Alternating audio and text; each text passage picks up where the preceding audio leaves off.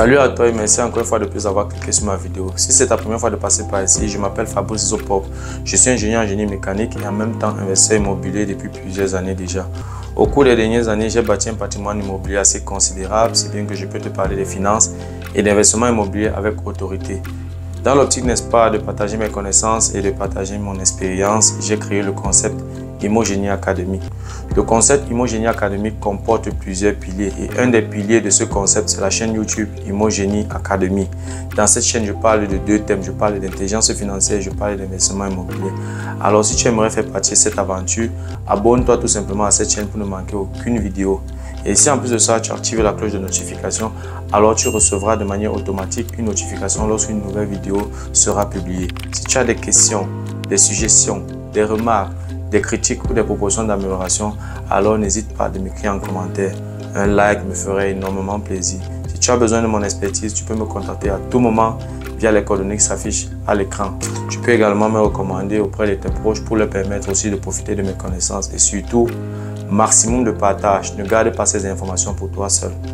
Voilà, lors de mes séminaires, lors de mes workshops, lors de mes différentes consultations, lors de mes accompagnements, il y a des questions qui reviennent toujours. J'ai donc décidé de recenser ces questions et de partager ces questions avec toi dans la vidéo d'aujourd'hui.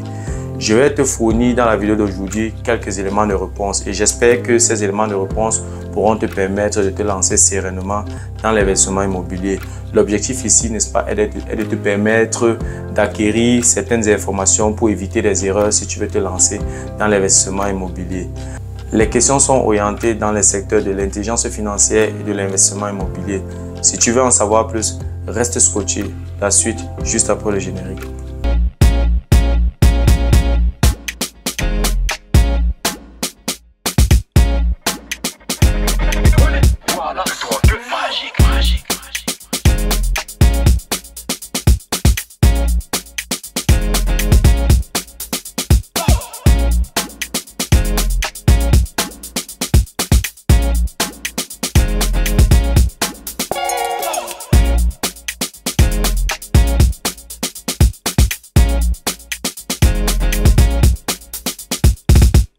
Commençons donc avec la première question. Première question, avec quel capital je peux me lancer dans l'investissement immobilier?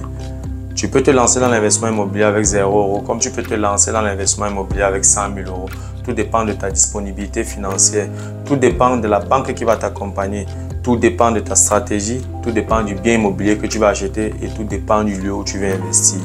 Si tu décides par exemple d'investir 0 €, c'est-à-dire que tu injectes dans l'investissement 0 €, alors il y a un paramètre que tu dois connaître, ce qu'on appelle le rendement du capital propre. Le rendement du capital propre est égal à ton cash flow plus le remboursement que tu divises par l'apport personnel. Puisque tu injectes 0 € dans l'investissement, l'apport personnel sera de 0 €. Donc tu as un rendement de capitaux propres qui s'élève à l'infini. Donc, si tu décides plutôt d'investir 100 000 €, c'est-à-dire l'autre extrémité, tu auras donc un chiffre sur l'infini. Tu auras donc un rendement de capital propre qui va avoisiner 0%. Donc, ce sont là deux extrémités. Soit tu n'investis rien, soit tu n'as aucun apport personnel, soit tu apportes le maximum possible. Mais tu dois donc juste trouver le juste milieu. Mais ce que tu dois savoir, c'est que si tu achètes par exemple un bien immobilier qui coûte 100 000 € et les frais supplémentaires s'élèvent disons à 12%, on est à 12 000 €, ça fait 112 000 €. Si tu décides de ne rien injecter dans l'investissement, ça veut dire que la banque va financer 112 000 €. La banque court ici un risque un peu plus élevé parce que la banque finance à 112% le prix d'achat. Donc, les taux d'intérêt seront un peu plus élevés parce que le risque de la banque est élevé, n'est-ce pas? Tu dois savoir que si tu as un taux de remboursement de 2%, tu auras besoin d'à peu près 5 ans et demi pour pouvoir seulement rembourser les frais supplémentaires pour l'acquisition. Donc, après 5 ans et demi, tu n'as même pas encore commencé à rembourser le prix d'achat du bien immobilier. Donc, tu dois tenir compte de tous ces éléments avant de décider, avant de fixer le montant de ton apport personnel. C'est très important. Deuxième question, dois-je acheter un bien immobilier à 100% avec mon propre capital ou avec un capital étranger? Dans ce cas, tu dois faire une différence entre ta résidence principale et l'investissement immobilier. Si tu veux acheter ta résidence principale, tu peux utiliser tes capitaux propres, n'est-ce pas? Parce que ta résidence principale ne te génère aucun revenu. Et en plus de ça, même si tu prends un crédit pour acheter ta résidence principale, tu vas payer les intérêts. Et tous ces intérêts que tu payes, tu ne pourras pas bénéficier des avantages fiscaux. C'est ça le problème lorsque tu prends un crédit pour l'achat de ta résidence principale.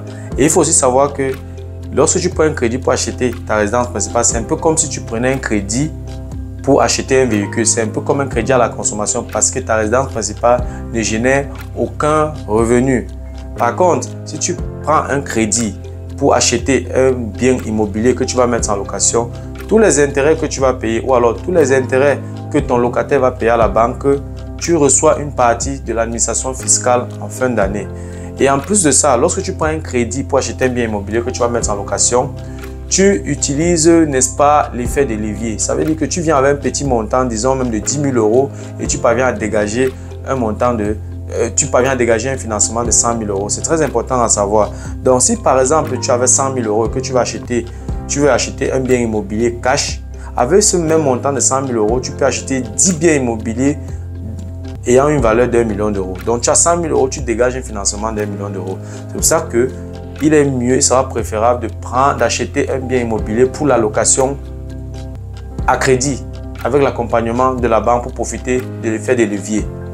Tu profites également des avantages fiscaux parce que tout ce que tu payes comme intérêt te sera restitué en fin d'année par l'administration fiscale. Et même dans ce cas, même si tu as beaucoup d'espèces, supposons que tu as gardé 300 000 euros pour acheter ta résidence principale. Tu n'es pas obligé d'injecter tous ces 300 000 euros pour acheter ta résidence principale. Sur les 300 000 euros, tu peux retirer, disons, même 100 000 euros, 150 000 euros comme apport personnel. Donc là, tu auras un bon taux d'intérêt que la banque va te donner. Et le reste de 150 000 euros, tu peux donc injecter dans l'investissement immobilier que tu vas mettre en location. Donc, en gros, je te déconseille de finir ta trésorerie, de vider ta trésorerie rien que pour acheter ta résidence principale. Parce que cette résidence principale ne va te générer aucun revenu. Troisième question, l'investissement immobilier est-il rentable actuellement? Bien sûr que oui, l'investissement immobilier est rentable actuellement. Tout dépend de la stratégie que tu mets sur pied. Tu dois également savoir que dans l'investissement immobilier, on ne regarde pas seulement le cash flow. Beaucoup d'investisseurs regardent seulement le cash flow. Qu'est-ce que je gagne? Quel est le cash flow? Ce n'est pas seulement le cash flow que tu dois regarder. Dans l'investissement immobilier, il y a ce qu'on appelle le rendement du capital propre. C'est aussi un paramètre que tu dois regarder. Lorsque le locataire paye le loyer le mois, tu payes également la mensualité à la banque. Dans cette mensualité, il y a les intérêts et il y a le remboursement. Ce remboursement-là, c'est également ton patrimoine. Donc, tu ne dois pas seulement regarder le cash flow, tu dois également regarder le rendement, n'est-ce pas? Et en plus de ça, les intérêts que le locataire paye à la banque tous les mois, le fisc te restitue une partie en fin d'année. Donc, ce qui fait que tu ne dois pas seulement regarder le cash flow, tu dois également regarder les avantages fiscaux. Par exemple, tu peux acheter un bien immobilier que tu veux mettre en location, mais avant cela, tu modernises l'appartement. Tout ce que tu dépenses pour moderniser l'appartement, en fonction de certains critères, tu reçois également une partie du fisc. Donc, tous ces éléments, tu dois également considérer lorsque tu investis dans l'immobilier. Et en plus de cela, il y a plusieurs autres stratégies. Tu peux utiliser par exemple la stratégie fix and flip où tu achètes un bien qui nécessite une rénovation, tu rénoves et tu revends. Lorsque tu fais ça, tu dégages une marge. Et cette marge-là, ça entre dans tes poches. Donc, pour moi, actuellement, l'investissement immobilier est rentable quand tu t'y connais, quand tu utilises la stratégie adéquate, quand tu utilises une stratégie qui passe avec ta vision. Donc, je ne pourrais pas dire que l'investissement immobilier n'est pas rentable. C'est rentable. Il faut juste savoir ce que tu fais. Et il y a aussi, même dans la stratégie buy and hold, où tu achètes, tu rénoves, tu mets en location, tu peux également utiliser la stratégie des appartements meublés. Donc, tu achètes le bien, tu rénoves, tu meubles et puis tu mets en location. Si peut-être l'appartement normal, si tu loues normalement, ça te coûte peut-être 500 euros. En meublant, tu peux louer peut-être à 700 euros ou à 800 euros et ça augmente ton cash flow. Donc, il y a plusieurs stratégies que tu peux utiliser pour rendre ton investissement rentable. Quatrième question, quels sont les avantages fiscaux dans l'investissement immobilier? Comme avantages fiscaux dans l'investissement immobilier, on peut citer les intérêts. Lorsque tu achètes un bien immobilier avec l'aide de la banque que tu vas mettre en location, tu payes la mensualité chaque mois à la banque. Dans la mensualité, il y a les intérêts et il y a le remboursement. Donc, tout ce que tu dépenses pour payer les intérêts, tu peux déduire ça en fin d'année sur le plan fiscal. Ça veut dire que l'administration fiscale te restitue une partie de ces intérêts que tu paies à la banque chaque mois. Ceci à la fin d'année lorsque tu fais ta déclaration d'impôt, n'est-ce pas? Comme deuxième avantage fiscal, on peut citer les frais de modernisation. Si tu respectes certains critères, alors le fisc te restitue une partie des frais de modernisation pour ton bien immobilier. Comme troisième avantage fiscal, on peut parler également de l'amortissement. Lorsque tu achètes un bien immobilier, le bien immobilier ou alors si tu achètes un appartement qui est situé dans un bâtiment, le bâtiment est supposé s'user sur la durée selon l'administration fiscale. Pour cette raison, l'administration fiscale te restitue 2% du coût total d'investissement. Et ici, le coût total d'investissement concerne rien que le bâtiment parce que le bâtiment est posé sur un terrain. Il y a la part du bâtiment et il y a la part du terrain. Donc, le fisc rembourse 2% ou alors 2,5% du coût total d'investissement du bâtiment, c'est-à-dire la part du bâtiment. 2% pendant 50 ans ou alors 2,5% pendant 40 ans en fonction de l'année de fabrication. Cinquième question, quelles sont les conditions à remplir pour être finançable auprès de la banque? Ça, c'est une question très importante. Beaucoup de personnes veulent se lancer dans l'investissement immobilier sans toutefois réunir ces conditions. Comme première condition, tu dois avoir un séjour indéterminé ou bien avoir la nationalité. C'est très important. Si tu as un court séjour ou alors si tu n'as que 2 ans dans ton passeport et tu veux demander un crédit bancaire pour l'achat de ton bien immobilier, ce ne sera pas possible puisque l'investissement immobilier, les crédits immobiliers s'étendent sur une longue durée. Donc, si tu n'as que 2 ans, la banque ne peut que t'accompagner pendant 2 ans. Or, la banque finance l'investissement immobilier sur 25 ans, sur 30 ans. Donc, avec 2 ans dans ton passeport, ce ne sera pas possible. Donc, soit tu as un séjour indéterminé, soit tu as la nationalité. Comme deuxième critère, les revenus. Si tu es célibataire, tu dois avoir un revenu mensuel de minimum 1 800 €. Si tu es marié, tu as un enfant, tu dois avoir un revenu mensuel de minimum 2 500 €. C'est très important à savoir. Comme autre critère, tu dois avoir un contrat, un CDI, un contrat de travail indéterminé et tu ne dois plus être en période d'essai. Sinon, ce sera extrêmement difficile que la banque t'accompagne.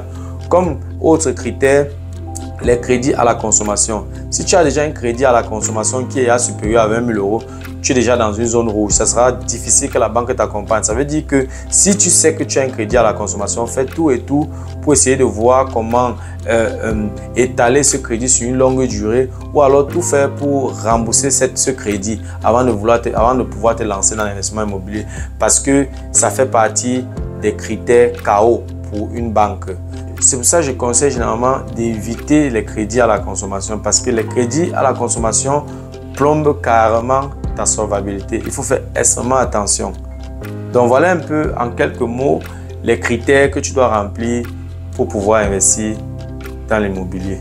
Sixième question, quels sont les éléments auxquels je dois faire attention lors de la visite d'un bien immobilier que je vais acheter? Déjà, je te conseille vivement de visiter un bien avant de l'acheter. C'est très important. Lors de la visite, tu dois faire attention à l'électricité. Vérifie l'électricité. Fais ce qu'on appelle un e-check. C'est très important. Si tu ne t'y connais pas, cherche un artisan. Cherche quelqu'un qui s'y connaît, qui va t'accompagner. C'est très, très important. Donc, tu vérifies l'électricité. Parce que l'électricité pour un appartement, par exemple, de 60 mètres carrés, peut facilement te coûter 8 000 €. Donc, ça ne sert à rien d'acheter un bien, tu négliges l'électricité, tu fais ta modernisation et puis tu te rends compte que l'électricité a un problème. Tu dois encore réouvrir tous les murs qui ont déjà été peints pour renouveler l'électricité. Tu vas te voir en train de dépenser presque 15 000 € parce que tu n'as pas prêté attention dès le départ. Donc, il y a l'électricité que tu dois vérifier. Il y a toutes les salles ou toutes les pièces où il y a de l'eau, comme par exemple la cuisine, comme la salle de bain. Tu dois vérifier s'il y a des endroits qui ne sont pas étanches, s'il y a des endroits avec des taches bizarres. Tu dois questionner le vendeur ou bien tu dois questionner l'agent immobilier. C'est très important parce que ces taches dans ces pièces-là sont des signaux qu'il y aura présence, il y a de l'humidité dans la pièce ou alors il y aura présence de moisissures dans l'avenir. Donc, tu dois faire attention à tout ça. Et tu ouvres tous les robinets. S'il y a quelque chose d'anormal, tu dois devoir questionner le vendeur. C'est très, très important. Parce que si tu ne le fais pas, une fois que tu as acheté le bien, ça te regarde. C'est ta responsabilité.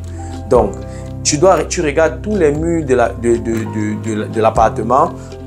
Partout où tu constates une anomalie, tu questionnes le vendeur. Parce que le but de cette visite, c'est de pouvoir identifier tout ce que tu vas devoir moderniser pour pouvoir fixer un budget. Puisque tu es encore dans la phase de financement, à ce moment-là, tu peux définir déjà ou alors tu peux, n'est-ce pas, déterminer le montant dont tu as besoin pour la modernisation. Étant donné que tu veux insérer la modernisation, les frais de modernisation dans l'achat, après la visite, tu dois savoir à peu près combien tu veux dépenser pour moderniser ce bien. Donc, tu dois être extrêmement concentré lors de la visite. C'est à ce moment que tu définis tout. Donc, pendant la visite également, tu dois tout faire pour chercher des moyens, des moyens ou alors pour chercher des leviers pour pouvoir négocier le prix d'achat à la baisse. Parce que si par exemple tu constates une anomalie, il n'y a pas de problème. Tu acceptes cette anomalie, tu essayes d'évaluer les coûts de cette anomalie. En fonction de ça, tu peux réduire donc le coût, le prix d'achat à la baisse. C'est très important. Donc voilà un peu quelques éléments importants lors de la visite d'un bien immobilier. Si tu veux maintenant acheter un immeuble où il y a plusieurs appartements, c'est encore plus complexe. Je te conseille vivement de te faire accompagner, de chercher un expert en bâtiment parce qu'il y a la substance du bâtiment que tu dois vérifier. Tu dois aller vérifier le chauffage, tu dois vérifier les fenêtres, tu dois vérifier tout ce qui concerne l'efficience énergétique. C'est très important. Au niveau de la toiture, tu dois vérifier s'il n'y a pas d'endroit où il y a des trous ou alors tu dois vérifier si le toit est étanche. Tous ces éléments, tu dois vérifier. Par exemple, si tu achètes un bien, un immeuble et que tu te rends compte plus tard que voilà, la toiture avec des problèmes et que tu dois renouveler, moderniser la toiture, tu vas te voir en train d'investir encore près de 50 000 € pour renouveler une toiture et il va falloir d'abord trouver ces 50 000 €. Donc, c'est extrêmement compliqué. Ça va plomber ton investissement. Donc, lors de la visite, fais tout et tout pour te faire accompagner par quelqu'un qui s'y connaît. C'est très important. Je ne vais pas trop entrer dans les détails. Je le ferai dans le cadre de mes formations. Mais fais attention à tous ces éléments. C'est très important pour éviter, n'est-ce pas, des erreurs. 7e question. Dans quelle ville dois-je investir dans l'immobilier? Pour ton premier investissement, je te déconseille les grandes villes parce que dans les grandes villes, surtout en Allemagne, il est extrêmement difficile d'avoir un rendement supérieur à 3%. Donc, tu seras toujours autour de 3%, un rendement de 3%. Or, actuellement, si tu as une bonne solvabilité, tu obtiens une annuité de la banque de 6%. Ça veut dire que tu dois injecter 3% chaque année dans l'investissement pour que ça fonctionne. Donc, si le bien a peut-être coûté 200 000 € et que tu dois injecter 3% chaque année, tu es à 6 000 € que tu dois investir, que tu dois injecter dans l'investissement chaque année. 6 000 € divisé par 12 mois, on parle ici de 500 € par mois que tu dois injecter pour que l'investissement fonctionne, ce qui est énorme. Pour un premier investissement, ce n'est pas bon. Et l'avantage dans ces grandes métropoles, c'est que voilà, tu n'auras jamais, tu vas toujours trouver un locataire. Donc, tu n'as pas de problème avec des locataires qui ne peuvent pas payer ton loyer, puisqu'aux alentours, tu as des grandes entreprises et le taux de chômage est très très bas. Donc, du coup, il est presque impossible que ton appartement soit vide ou alors que ton bien immobilier soit vide. Par contre, je te déconseille aussi les villes comme Gelsenkirchen ou bien comme Chemnitz. Pour ceux qui sont en Allemagne, ils vont savoir de quoi je parle.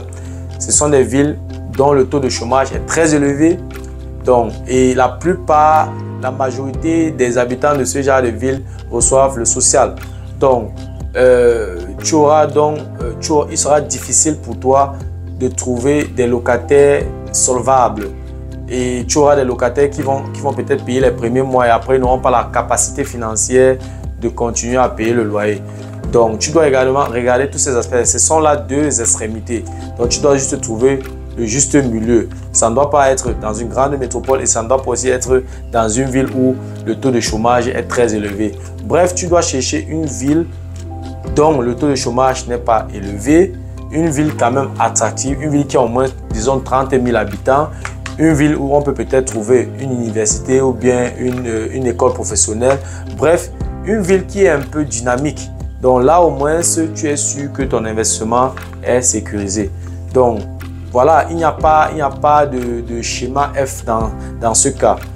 Regarde une ville qui correspond à ces critères que j'ai énumérés et puis voilà, tu te lances. De toutes les façons, le risque zéro n'existe pas. Il faut savoir seulement quantifier tes risques et pouvoir évaluer tes risques pour pouvoir donc trouver des stratégies, comment les contourner. 8e question, est-ce que je dois d'abord acheter ma résidence principale ou je devrais commencer par l'investissement immobilier? Pourquoi? Je te déconseille de commencer par ta résidence principale. Pourquoi? Parce qu'après l'achat de ta résidence principale, il peut arriver que la mensualité que tu paies à la banque soit trop élevée, si bien que dès que tu viens voir la banque pour un prochain investissement, la banque te dit non, tes dépenses sont trop élevées et il n'y a pas de réserve. Donc du coup, ils ne peuvent plus t'accompagner pour un prochain bien. L'achat de ta résidence principale est lié à des dépenses trop élevées. Donc, avant de te décider pour acheter ta résidence principale, tu dois avoir suffisamment de réserves. Donc, du coup, je te conseille de d'abord acheter un bien immobilier ou bien plusieurs biens immobiliers que tu mets en location. Ces biens immobiliers te génèrent des revenus et tu peux utiliser ces revenus pour augmenter ton revenu global et avec ces revenus, même plus ton revenu peut-être de ton activité principale, là, tu es plus bancable, tu as une solvabilité un peu plus attractive pour la banque. Donc, il sera mieux pour toi d'acheter d'abord quelques biens pour mettre, tu mets en location et par la suite, maintenant, tu achètes ta résidence principale, n'est-ce pas? Et en plus de ça, tu peux acheter ta résidence principale et quelques années plus tard, tu as les difficultés, par exemple, pour une modernisation. Je suppose que je prends peut-être un exemple, tu achètes ta résidence principale et 10 ans plus tard, tu as envie, par exemple, de renouveler le chauffage ou bien de moderniser la toiture. Tu as besoin peut-être de 50 000 euros. Où est-ce que tu vas trouver ces 50 000 euros? Tu seras obligé de prendre encore un crédit, cette fois-ci, un crédit à la consommation ou alors un crédit pour la modernisation, n'est-ce pas, qui est un peu plus cher qu'un crédit immobilier.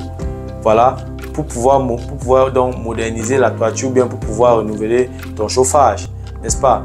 Or, si tu as des appartements que tu as mis en location, après 10 ans, tu peux les vendre sans toutefois payer les impôts sur le bénéfice. Donc, tu vends un appartement ou 2 appartements, le bénéfice que tu dégages de cette vente, tu peux donc moderniser ta résidence principale. C'est très important. Donc, il sera préférable d'acheter des appartements, mettre en location et plus tard maintenant, tu peux acheter ta résidence principale. 9e question. Vaut-il la peine d'investir en Afrique? Oui, ça vaut la peine d'investir en Afrique, mais il y a des codes. Pour investir en Afrique, tu dois être extrêmement strict. Pour investir en Afrique, tu dois avoir les nerfs solides. Tu dois maîtriser ton sujet, tu dois savoir ce que tu fais. Tu dois savoir le domaine dans lequel tu veux investir. Tu dois maîtriser ta clientèle et tu dois avoir le contrôle sur tes employés. Tu dois même avoir un contrôleur qui contrôle le contrôleur de tes employés. C'est très important. Donc, tu dois avoir une machine de contrôle assez efficace. N'est-ce pas? Puisque moi-même qui te parle, j'ai investi en Afrique pendant plusieurs années et ça n'a pas marché parce que l'aspect contrôle, j'ai un peu négligé. Donc, comme vous dit, tu dois être au qui-vive. Et ta présence est impérative. Quand tu peux, tu dois être là. Et si tu as même une possibilité que personne, aucun employé ne touche l'argent, fais-le. C'est très important. Parce que si tu ne le fais pas, et tu vas te voir en train d'investir beaucoup d'argent et 2-3 ans plus tard, voilà, tu es obligé de fermer boutique. Pourquoi? Parce que voilà, tu as négligé certains aspects. Et encore un autre élément, lorsque tu veux investir en Afrique, tu dois tout faire pour nouer les contacts avec les autorités locales. Tu dois nouer les contacts avec les commissariats de police, tu dois nouer les contacts avec les mairies, tu dois nouer les contacts avec l'administration fiscale, tu dois nouer les contacts avec les douaniers. Bref, tu dois essayer de tout faire pour nouer les contacts avec les autorités locales, n'est-ce pas, pour pouvoir savoir quel levier actionner si tu as une difficulté ou si tu as un problème. C'est très important. Tu dois donc avoir les nerfs solides. Donc, c'est un peu ça. Je ne déconseille pas d'investir en Afrique, mais je dis plutôt, si tu veux investir en Afrique, tu dois avoir les yeux ouverts. 10e question. Comment m'y prendre si je veux investir dans l'immobilier en Afrique? Déjà, si tu veux investir dans l'immobilier en Afrique, si tu as une personne de confiance sur place, tu peux la confier ce projet. Ça, c'est 1. 2. Si tu connais une firme fiable, sérieuse, qui peut, n'est-ce pas, diriger le projet de construction de ton bien immobilier en Afrique, tu peux confier ce projet à cette entreprise. 3e chose, si tu n'as personne sur place qui peut, n'est-ce pas, diriger ton projet, tu seras obligé de le faire toi-même. Soit tu prends une longue période pour aller construire ton bien immobilier sur place qui peut faire 1 an, 2 ans, ou alors de temps en temps, tu vas toi-même. C'est-à-dire que tu divises ton projet en plusieurs phases. Et en divisant en plusieurs phases, tu mets également un budget, tu définis également un budget pour chaque phase. Lorsque le budget pour chaque phase est réuni, tu peux voyager, tu exécutes une phase, dès que une phase est terminée, le budget est terminé aussi, tu rentres. Tu reprépares encore le prochain budget, tu voyages, tu entames la 2e phase, dès que la 2e phase est achevée, tu rentres jusqu'à ce que tu finis ton projet. C'est très important. Parce que ta présence est impérative. Donc, c'est un peu ça. Et aussi, beaucoup de personnes vivant en Occident font l'erreur, n'est-ce pas, de construire des grosses villas, de construire des duplex et personne n'y vit. Je te déconseille vivement cette façon de faire. Parce que imagine un peu, tu construis un duplex, disons, à 80 millions de francs CFA. OK? Disons, nous sommes au Cameroun. Voilà. Personne n'y vit. Un duplex de 80 millions de francs CFA, ça peut te coûter facilement comme loyer 300 000 francs CFA. 300 000 francs CFA et les coûts d'entretien, disons 30 000. Nous sommes à 330 000 francs CFA. En fait, ce bien te fait perdre 330 000 francs CFA. Tu n'y vis pas. Donc, disons, calculons, je vais prendre rapidement la calculatrice. Calculons 330 000 francs CFA. 330 000 francs CFA. Bon, on suppose que du jour où tu finis le chantier jusqu'au jour où tu te décides à rentrer, c'est 15 ans. Donc, on va prendre 330 000 francs CFA multiplié par 12 mois, multiplié par 15 ans. On est à environ 60 millions de francs CFA que tu jettes comme ça par la fenêtre parce que tu as conçu quelque chose qui ne te sert à rien. Donc, c'est un investissement, c'est un investissement que je vais qualifier d'investissement bête. Puisque tu jettes 60 millions de francs CFA. Pour quelqu'un qui aspire à une liberté financière, c'est dangereux. Donc, je te déconseille d'utiliser ce genre de stratégie. Si tu tiens absolument à avoir ta résidence sur place, tu peux prendre les mêmes 80 millions de francs CFA au lieu de te construire un duplex. Tu construis un immeuble où tu vas diviser cet immeuble, ou alors tu construis un immeuble de plusieurs studios. Et les studios, donc, tu vas mettre ça donc, en location, je ne sais pas, aux étudiants. Et tu construis donc au rez-de-chaussée un appartement T2, T3 pour tes vacances. Et lorsque tu sors de l'appartement, si tu viens peut-être pour 1 mois faire tes vacances, et lorsque tes vacances sont terminées, tu mets donc cet appartement en location, hein, comme appartement meublé, comme Airbnb. Tu mets ça en location, ça te génère des revenus. Tous les autres studios de l'immeuble te rapportent de l'argent. C'est plus sage dans ce sens. Comme j'ai dit, vraiment, si tu veux implémenter ce genre de projet, tu dois avoir une stratégie de contrôle assez efficace. Sinon, tu vas perdre ton argent. C'est très important à savoir. 11e question. Comment épargner un montant considérable pour l'investissement plus tard? Déjà, je dois dire que le salaire, ou alors le salaire que tu reçois chaque mois, en fait, n'est pas ton argent. Puisque dans ce salaire, tu paies le loyer, tu paies toutes tes factures. Donc, si tu n'es pas strict, il ne te reste rien. Donc, du coup, ton salaire ne t'appartient pas. Donc, ce que moi, je conseille généralement, c'est lorsque tu reçois ton salaire, tu te payes d'abord. Et le seul moyen de te payer, c'est d'épargner. Donc, ce que je conseille, c'est lorsque tu reçois ton salaire, tu coupes immédiatement 20% de ton salaire que tu balances dans un autre compte. C'est ton épargne, c'est ta paye. C'est une façon de te payer. Tu te payes d'abord avant de payer même ton loyer. Tu te payes d'abord même avant de payer tes mensualités à la banque partout. Tu te payes d'abord avant de payer tes factures parce que c'est ton salaire. Ton épargne, c'est ton salaire. Le reste ne t'appartient pas. C'est soit pour le loyer, soit pour tes factures, soit pour la nutrition. Tout ça, ça ne t'appartient pas. La seule chose qui t'appartient, c'est ton épargne. C'est la seule façon d'être strict. C'est la seule façon de pouvoir mettre l'argent de côté. Naturellement, tu dois avoir un projet derrière. Donc l'argent doit aussi rester longtemps dans le compte. Sinon, tu auras encore un problème avec l'inflation. N'est-ce pas? Donc, c'est très important également à savoir. 12e question. Que faire du soutien financier à la famille au pays qui influence négativement mes finances? Cette question revient tout le temps, surtout pour ceux qui vivent dans la diaspora. C'est ta famille. Tu ne peux pas abandonner ta famille. Tu es né et tu as grandi dans cette famille. Donc, tu ne peux pas abandonner cette famille. Cette famille a besoin de ton soutien. Surtout pour nous qui sommes arrivés dans une situation où nous ne sommes pas nés dans une famille où voilà, il y avait de la richesse et tout. Donc, ce qui fait que des gens se sont réunis pour que tu aies une vie plus tard. Donc, du coup, ta façon de leur envoyer l'ascenseur, c'est de les soutenir. Ça, c'est très important à savoir. Il faut bien qu'on mette les points sur les i. Mais alors, tu ne dois pas aider la famille et mourir toi-même, n'est-ce pas? Donc, ce que je peux te conseiller de faire, c'est de définir un budget précis que tu mets de côté chaque mois. Ça veut dire que quoi? Tu reçois ton salaire, tu peux peut-être décider de mettre 100 €, 200 € de côté chaque mois que tu vis dans un autre compte. Tu intitules ce compte aide familiale. Donc, 200 €, en un an, tu as mis 2400 € de côté. Si c'est 100 €, en un an, tu as mis 1200 € de côté, ce qui est déjà quelque chose. Donc, dans ce compte, donc, quand il y a un problème dans la famille au pays, tu retires donc de ce compte pour soutenir la famille. Si tu as tout dépensé ou alors si le compte est vidé parce que tu as tellement aidé et il n'y a plus rien dans le compte, tu restes tranquille. Tu ne peux pas donner ce que tu n'as pas.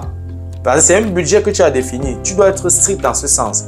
Sinon, tout ce que tu vas travailler, tu vas seulement aider la famille. Et toi-même, tu n'auras même pas de quoi manger. Donc, du coup, tu fixes un budget, tu mets l'argent de côté tous les mois et tu peux soutenir donc la famille. S'il arrive qu'il y ait une année où tu n'as rien dépensé pour soutenir la famille, le montant de 1200 € reste dans le compte.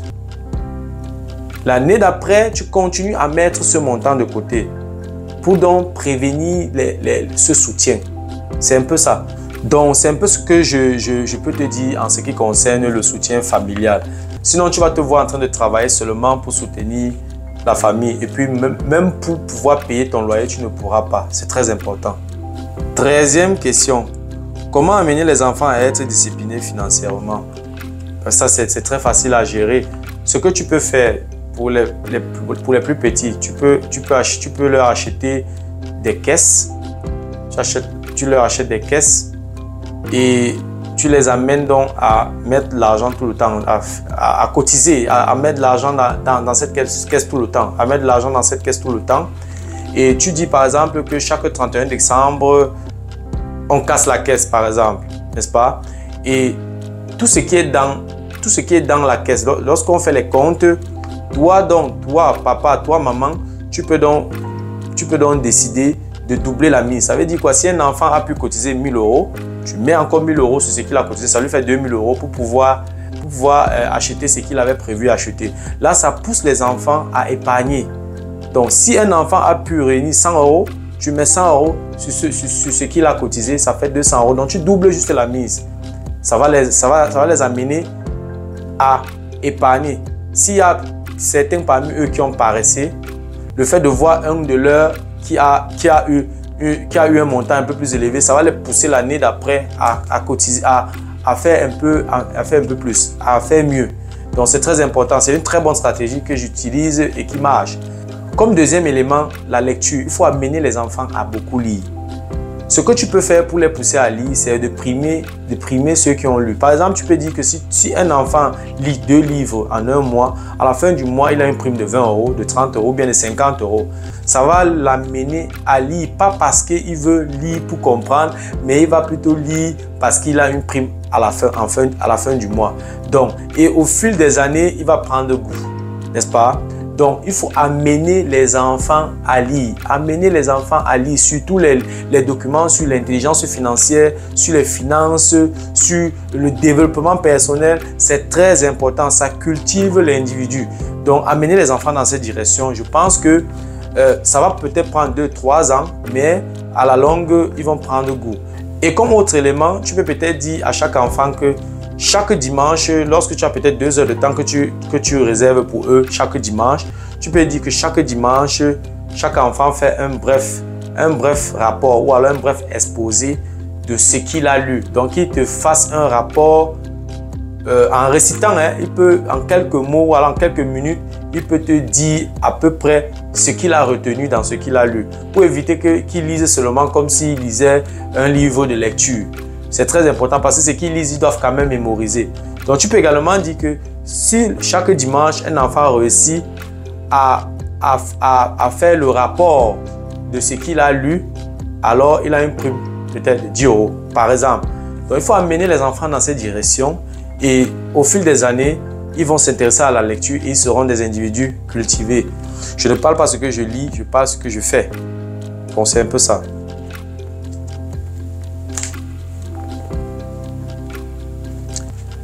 14e question. Quelle est ma capacité d'emprunt pour l'achat d'un bien immobilier? Voilà, c'est aussi une question très pertinente. Ce que tu dois savoir, c'est que si par exemple, tu as un salaire de 3 000 €, disons 3 000 €, et que tu vas acheter un bien immobilier pour y vivre, ta résidence principale. Donc, c'est très facile. Ce qu'on regarde, on calcule par exemple à peu près ce dont tu as besoin pour manger. Si peut-être tu es seul et que tu as 3 000 €, on retire peut-être 800 € comme ce dont tu as besoin pour vivre. Il va te rester 2200 €. On va juste faire 2200 € qu'on va diviser juste par 2200 € qu'on va multiplier par 12 parce que ça sera le montant de ta mensualité. Donc, je vais prendre encore la calculatrice. Je vais faire 2200 €. 2200 € que je multiplie par 12. On a actuellement l'annuité s'élève autour de 6% qu'on va diviser par 0,06. On sera donc à 440 000 €. Donc, si tu as 3 000 € de revenus, tu seras à peu près dans les 450 000 € comme capacité d'emprunt. Oui, ce que je fais généralement, j'ai un facteur 150, et que si tu as 3 000 €, tu multiplies par 150, ça te fait 450 000 € qui est donc ta capacité d'emprunt. Ça, c'est dans le cas si tu veux acheter ta résidence principale. Maintenant, si tu veux acheter un bien immobilier, c'est aussi facile. Si tu as 3 000 €, je vais encore prendre ma calculatrice. Sur 3 000 €, on va juste enlever, disons, 30% pour ton loyer. On sera donc à 3 000 € fois 30%, ça fait 900 €. Il te reste 2100 € et on enlève peut-être ce dont tu as besoin pour manger, disons, et d'autres factures, la voiture et tout le reste. On va fixer ça, disons, à 800 €. Tu seras à 1300 €. 1300 € multiplié par 12 que tu divises par 0,06. Tu seras donc à 260 000 €. Ça veut dire que ton premier bien immobilier que tu vas acheter ne va pas dépasser 260 000 €. Donc, si tu vas avec 3 000 € de salaire et voilà, et tu veux acheter un bien immobilier que tu vas mettre en location pour ton premier bien, il sera difficile d'avoir un bien immobilier qui coûte plus de 260 000 € pour le premier bien. Après, dans le premier bien, tu reçois donc les revenus locatifs, ça augmente ton revenu et par la suite, donc, tu peux continuer, tu peux aller encore prendre un autre bien immobilier. Et au fur et à mesure que tu investis et que tu as une bonne stratégie, donc ta capacité d'emprunt augmente. Donc, voilà à peu près comment se calculent donc les capacités d'emprunt auprès des banques. Mais comme j'ai dit, j'ai vraiment simplifié beaucoup de paramètres. C'était juste pour que tu comprennes à peu près comment ça se passe. 15e question. Est-il possible de devenir riche avec l'investissement immobilier? Bien sûr qu'il est possible de devenir riche avec l'investissement immobilier, mais tout d'abord, tu dois savoir ce que c'est que la richesse. Tu mets quoi dans devenir riche? Pour moi, être riche, c'est s'asseoir à la maison et les factures sont payées. C'est-à-dire que je ne travaille pas, mais toutes mes factures sont gérées. J'ai effectué des investissements. Les retombées de mes investissements couvrent toutes mes factures. Là, je suis riche. Je n'ai plus besoin de travailler. OK? Pour moi, c'est la richesse. Ça veut dire que quoi? Ça veut dire que si je veux devenir riche à travers l'immobilier et que j'ai besoin, par exemple, de 3 000 € pour vivre, mon cash flow de l'investissement immobilier doit faire 3 000 €. Donc, si j'ai acheté, disons, 30 appartements qui me génèrent chaque appartement 100 € de cash flow, alors je suis riche. Parce que les 30 appartements me génèrent 3 000 € de cash flow chaque mois, dont je peux couvrir mes dépenses. Je suis riche. Donc, être riche ne veut pas nécessairement dire avoir des millions d'euros dans le compte bancaire. Donc, c'est un peu comme ça que je définis la richesse. Bon, avec l'investissement immobilier, si tu emploies par exemple, si tu utilises par exemple la stratégie buy and hold, c'est-à-dire tu achètes, tu rénoves et tu mets en location, tu vas attendre un peu longtemps, disons 10, 15, 20 ans. Parce que je suppose que si on suppose que tu achètes un bien immobilier à 500 000 € et tu as un taux de remboursement de 2%, en 10 ans, tu as remboursé à peu près 20%. Donc, tu as remboursé 100 000 €. Bon, si on suppose que le bien a pris de la valeur, c'est-à-dire que la valeur du bien a augmenté en 10 ans de 20%, c'est-à-dire 2% par an, la valeur actuelle du bien après 10 ans est de 600 000 €. Si tu fais donc la différence entre la valeur actuelle et la dette restante, c'est-à-dire 600 000 € moins 400 000 €, tu es à 200 000 € de bénéfices après 10 ans. Puisque tu peux vendre ton bien, tu ne payes pas les impôts sur le bénéfice après 10 ans. Donc, voilà, avec donc cette stratégie, tu peux également te faire de l'argent. Imagine, si tu as comme ça 10 biens, ça te fait 200 000 € fois 10, tu es donc à 2 millions d'euros que tu as gagné après 10 ans d'investissement. Donc, c'est bien possible.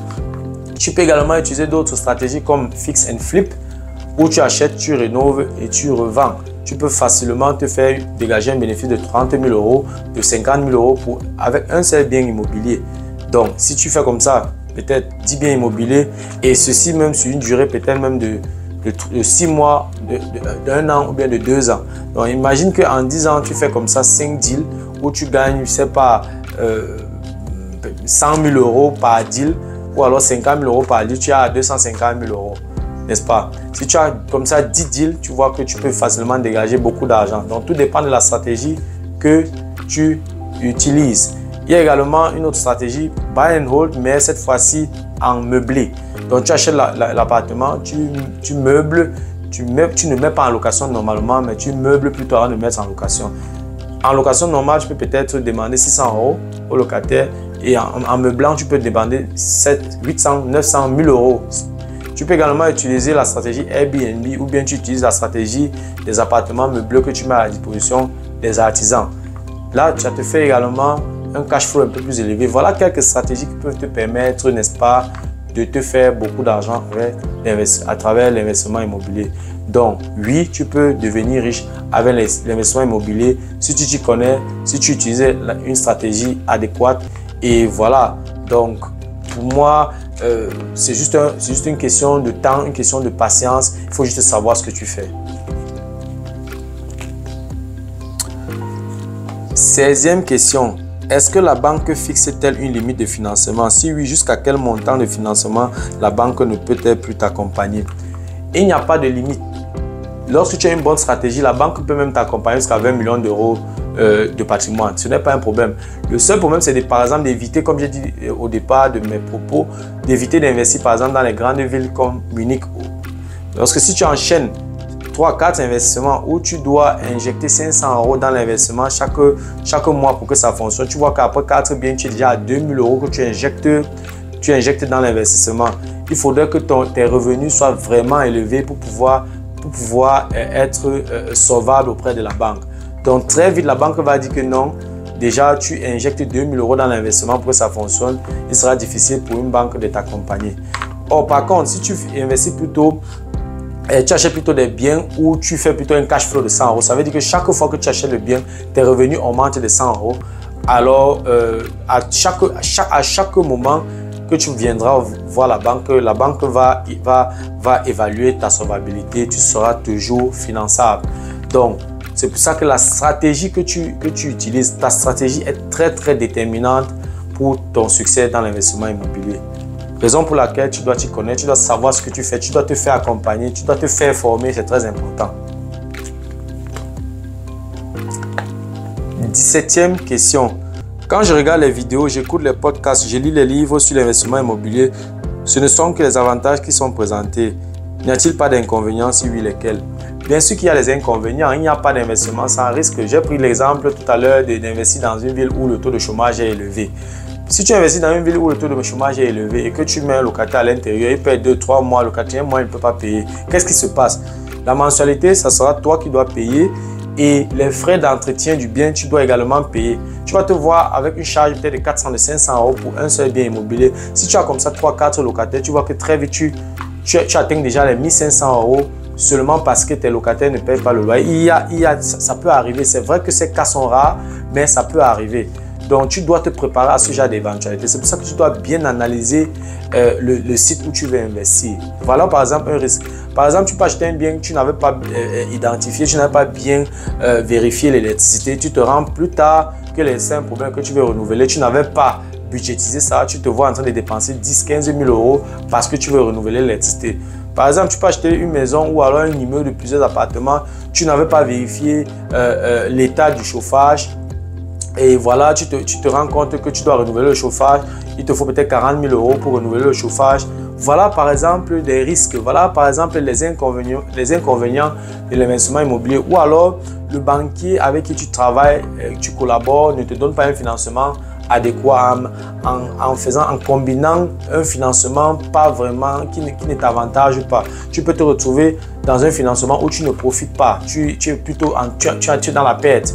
Donc, il y a beaucoup d'éléments, il y a beaucoup d'inconvénients. C'est juste que lorsque tu t'y connais, lorsque tu te fais accompagner, justement, c'est pour réduire ces risques, c'est pour contourner ces inconvénients. C'est très important à savoir. Mais sinon, dis qu'il n'y a pas d'inconvénients, il y a beaucoup d'inconvénients. 18e question. À quand la prochaine formation?